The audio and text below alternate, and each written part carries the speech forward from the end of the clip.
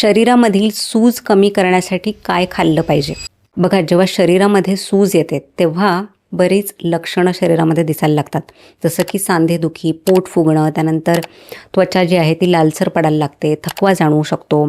तर अशी लक्षणं दिसतात. पण त्यासोबतच हे इन्फ्लेमेशन किंवा सूज जर वाढायला लागली तर हळूहळू हार्ट डिझीज म्हणजे हृदयविकार, डायबिटीज, त्यानंतर कॅन्सरसारखे आजारही होऊ शकतात. म्हणूनच आजच्या व्हिडिओमध्ये मी तुम्हाला सांगणार आहे काही असे अन्नपदार्थ जे तुम्ही नियमितपणे घेतले तर शरीरामधली जी काही सूज आहे ती कमी करण्यासाठी मदत होईल. बघा, इन्फ्लेमेशन म्हणजे काय हे पहिल्यांदा आपण जाणून घेऊया. तर इन्फ्लेमेशन 2 प्रकारचं असतं. एक असतं अक्यूट इन्फ्लेमेशन आणि दुसरं असतं क्रॉनिक इन्फ्लेमेशन. अक्यूट इन्फ्लेमेशन म्हणजे काय, तर आपल्याला जेव्हा कुठेतरी लागलेलं असतं, म्हणजे इंजुरी झाली असते किंवा आपल्याला रिसेंटली काही इन्फेक्शन झालं असेल तर त्यामुळे आपल्या सेल्समध्ये थोडी सूज येते, तिथे दुखायला लागतं किंवा आग होते. तर असे जे काही लक्षणं असतात त्याला अक्यूट इन्फ्लेमेशन असं म्हणतात. आणि हे कसं थोड्या वेळासाठी असतं. जसं ही इन्फेक्शन कमी होतं किंवा जी काही जखम असते ती भरल्यानंतर हे इन्फ्लेमेशन कमी होऊन जातं. पण जे दुसऱ्या प्रकारचं इन्फ्लेमेशन असतं ते आपल्या शरीरासाठी डेंजरस असू शकतं. कारण हे इन्फ्लेमेशन हळूहळू शरीरामध्ये वाढतं आणि मग ह्यामुळेच मोठे आजारही होतात. बघा, इन्फ्लेमेशन म्हणजे सूज किंवा आग पडणं शरीरामध्ये, यामुळे फक्त पेनच नाही तर मोठे आजारही होतात. जे सांधेदुखीचा आजार आहे किंवा शरीरामध्ये सतत पेन होत राहणं, म्हणजे बऱ्याच वेळा आपण पाहतो की काही कारण नसताना शरीरामध्ये पेन असतं किंवा सतत थकवा जाणवत असतो आणि आपल्याला कळतच नाही की ही लक्षणं काय येतात. तर ही लक्षणं पण असू शकतात क्रॉनिक इन्फ्लेमेशनची. पण त्यासोबतच मोठे आजारसुद्धा होतात.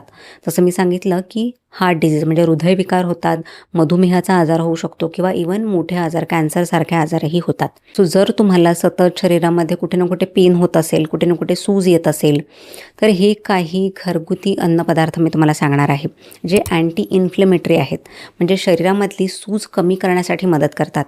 आणि हे जर पदार्थ तुम्ही मध्ये मध्ये घेत राहिलात तर पुढे होणारे जे काही मोठे आजार आहेत ना, जसं हृदयविकार आहे किंवा कॅन्सरसारखे आजार आहेत, हे सुद्धा तुम्ही प्रिव्हेंट करू शकता. सो एक एक करून आपण बघूया हे पदार्थ कुठले आहेत. पहिला जो पदार्थ आहे ते म्हणजे हळद. मी माझ्या बऱ्याच व्हिडिओमध्ये हळदीबद्दल बोलत असते, कारण हळद हे अँटी इन्फ्लेमेटरी आहे, स्पेशली ज्याच्यामध्ये एक जो कंपाऊंड आहे ज्याला कर्क्युमिन असं म्हणतात. आणि हा जो आहे शरीरामधले बरेच आजार किंवा सूज कमी करण्यासाठी मदत करतात. बघा, हा जो हळदीमध्ये असलेला कर्क्युमिन आहे तो शरीरामध्ये अब्झॉर्ब होण्यासाठी तुम्हाला मिरी घेणं, काळं मिरी जे आहे ना ते घेणं गरजेचं असतं.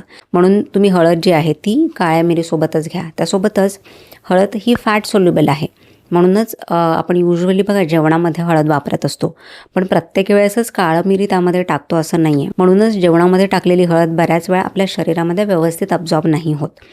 सो हळद घेताना नेहमी लक्षात ठेवा, तुम्ही 1 ग्लास पाण्यामध्ये अर्धा चमचा हळद आणि त्यामध्ये चिमूटभर काळं मिरी आणि अर्धा चमचा तूप हे असं जर टाकून तुम्ही घेतलं तर त्याचं अब्झॉर्प्शन खूप चांगलं होतं. सो हळद जी आहे अशी तुम्ही रेग्युलरली घेऊ शकता. त्यानंतर दुसरा जो पदार्थ आहे ते म्हणजे आलं. सो आल्यामध्ये सुद्धा जिंजरॉल नावाचा कंपाऊंड असतो. हा सुद्धा एक पॉवरफुल अँटी इन्फ्लेमेटरी कंपाऊंड आहे.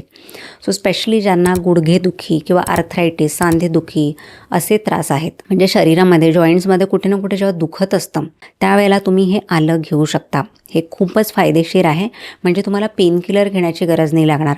बघा, पेनकिलर जेव्हा घेता तेव्हा तुम्हालाही माहिती आहे की त्याचे साईड इफेक्ट्स असतात, त्याचे ॲडवर्स इफेक्ट्स असतात.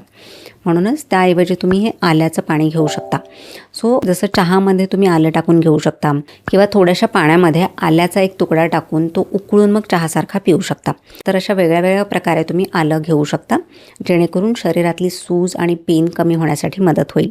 तिसरा जो पदार्थ आहे ते म्हणजे जवस, आळशी किंवा फ्लॅक्सीड्स असंही म्हणतात त्याला. सो ह्यामध्ये ओमेगा 3चं प्रमाण असतं आणि ओमेगा 3 हे सुद्धा उत्तम अँटी इन्फ्लेमेटरी आहे. सो जेव्हा तुम्ही हेल्दी फॅट्स घेता ते सुद्धा शरीरामध्ये सूज कमी करण्यासाठी मदत करतात. सो जे व्हेजिटेरियन आहेत ते रेग्युलरली हे फ्लॅक्सीड्स घेऊ शकता. सो तुम्ही 1 चमचा भाजून किंवा त्याची पावडर बनवून दह्यामध्ये टाकून अशा वेगळ्या वेगळ्या प्रकारे तुम्ही जवस घेऊ शकता. त्यानंतर पुढचा म्हणजे चौथा जो पदार्थ आहे ते म्हणजे लसूण.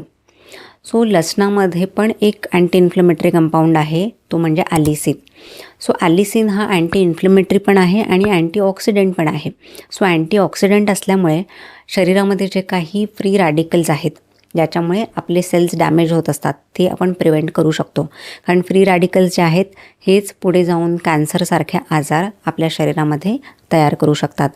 म्हणूनच जेव्हा तुम्ही अँटीऑक्सिडंट्स घेता तेव्हा कॅन्सरसारख्या आजाराला खूप दूर ठेवू शकता. मग लसूण आपण नियमितपणे आपल्या अन्नामध्ये तर वापरत असतो, म्हणजे जेवण बनवण्यासाठी वापरतच असतो. पण जर तुम्ही कच्चा लसूण खाल्लात तर त्याचा जास्त फायदा तुम्हाला होईल. लसणाच्या 1 किंवा 2 पाकळी थोडे दाताखाली चावून किंवा थोड्याशा ठेचून किंवा थोडं कट करून बाहेर ठेवायच्यात 5 मिनिटं, जेणेकरून जो ह्यामध्ये असलेला कंपाऊंड आहे तो ॲक्टिवेट होईल आणि मग तुम्हाला त्या लसणाची पाकळी खायची आहे. सो अशा प्रकारे जर तुम्ही लसूण खाल्लात तर त्याचा खूप फायदा होतो. त्यानंतर 6वा जो पदार्थ आहे तो म्हणजे आवळा. आवळ्यामध्ये सर्वात अधिक प्रमाणात विटॅमिन सी असतं. विटॅमिन सी हे सुद्धा अँटीऑक्सिडंट आहे आणि अँटी इन्फ्लेमेटरीसुद्धा आहे. म्हणजे आवळासुद्धा तुम्ही नियमितपणे घेतला तर तुमची इम्युन सिस्टीम व्यवस्थित राहते. तुम्हाला जे काही आजार सतत होत असतील तर ते सुद्धा तुम्ही कमी करू शकता. कारण मी पाहिलं बऱ्याच जणांना सतत सर्दी खोकला होत असतो, सतत व्हायरल इन्फेक्शन होत असतं, तर असे आजार होणंसुद्धा कमी होईल. त्यासोबतच शरीरामध्ये सूज असणं, पेन असणं हे सुद्धा कमी होतं. सो कुठे ना कुठे क्रॉनिक इन्फ्लेमेशन कमी करण्यासाठी सुद्धा ह्याची मदत होते. सो आवळा जो आहे तो सुद्धा तुम्ही नियमितपणे घेऊ शकता. त्यानंतर पुढचा जो पदार्थ आहे ते म्हणजे हिरव्या पालेभाज्या, जसं की मेथी, पालक, चवळी अशा ज्या काही हिरव्या पालेभाज्या असतात त्यासुद्धा तुम्ही नियमितपणे घ्या. ह्यामध्ये सुद्धा अँटीऑक्सिडंट्स भरपूर असतात आणि त्यासोबतच चांगले विटॅमिन्स आहेत, जसं vitamin K, vitamin C, vitamin E. हे जे काही इन्फ्लेमेशनला फाईट करण्यासाठी आवश्यक असणारे विटॅमिन्स आहेत ना ते सुद्धा हिरव्या पालेभाज्यामध्ये असतात. म्हणून नियमितपणे हिरव्या पालेभाज्या तुम्ही घेत जा. तुमच्या दररोजच्या जेवणामध्ये एक तरी पालेभाजी असली पाहिजे. सो ह्याने बरेच फायदे आपल्या शरीराला होतात. त्यानंतर 7वा जो पदार्थ आहे ते म्हणजे वॉलनट म्हणजे अक्रोड. सो अक्रोडमध्ये सुद्धा ओमेगा 3 फॅट्स असतात. ओमेगा 3 फॅट्स स्पेशली जे वॉलनटमध्ये आहे ते आपल्या मेंदूसाठी आणि आपल्या जॉईंट्सच्या हेल्थसाठी खूप महत्त्वाचे आहेत. म्हणूनच जर तुम्हाला मेंदूची हेल्थ व्यवस्थित ठेवायची असेल किंवा जॉईंट्समधलं इन्फ्लेमेशन कमी करायचं असेल, जॉईंट्समधली सूज कमी करायची असेल तर तुम्ही 2 ते 3 वॉलनट नियमितपणे घ्या. सो बघा आपलं ब्रेन जे आहे म्हणजे मेंदू जे आहे ते सुद्धा फॅट्सवरच चालतं. जवळजवळ 60% आपलं जे ब्रेन आहे ते म्हणजे फॅट्सच आहेत. म्हणूनच जर तुम्ही आहारामध्ये फॅट्स नाही घेतले ना तर विसर पडणं किंवा जी आपली थिंकिंग कपॅसिटी असते, विचार करण्याची क्षमता असते ती कमी होऊन जाते. म्हणून हेल्दी फॅट्स नियमितपणे घ्यायला सुरुवात करा. सो ही जे सगळे पदार्थ आहेत हे अँटी इन्फ्लेमेटरी आहेत, अँटीऑक्सिडंट्स आहेत. सो कुठले ना कुठले ह्यातले 3-4 पदार्थ तुम्ही नियमितपणे नक्की घ्या. आणि त्यासोबतच हे सुद्धा जाणून घ्या कुठले कुठले पदार्थ आहेत जे शरीरामध्ये इन्फ्लेमेशन वाढवतात म्हणजे सूज वाढवतात. ते म्हणजे मैदा, साखर, प्रोसेस फूड्स, पॅकेटमध्ये जे फूड येतात ते. त्यासोबतच रिफाईंड ऑइल्स स्पेशली जे काही सनफ्लावर सीड्स आहेत, सोयाबीनचं ऑइल आहे, राईस ब्रॅन ऑइल आहे, जे काही रिफाईंड तेलं आहेत ती खाणं तुम्ही कमी करा. त्याऐवजी तुम्ही घाण्याचं किंवा जे कोल्ड प्रेस्ड ऑइल्स आहेत ते घेऊ शकता. त्यानंतर जे सॉफ्ट ड्रिंक्स असतात, कोल्ड ड्रिंक्स असतात, त्यानंतर अल्कोहॉल असे जे सगळे पदार्थ आहेत ते शरीरामध्ये इन्फ्लेमेशन वाढवतात आणि ह्या सगळ्या पदार्थांमुळेच तुमच्या शरीरामध्ये आजार निर्माण होतो. सो हे सगळे पदार्थ जास्तीत जास्त प्रमाणात टाळण्याचा प्रयत्न करा आणि जे मी सांगितले अँटी इन्फ्लेमेटरी पदार्थ ते नियमितपणे तुमच्या आहारामध्ये ॲड करा.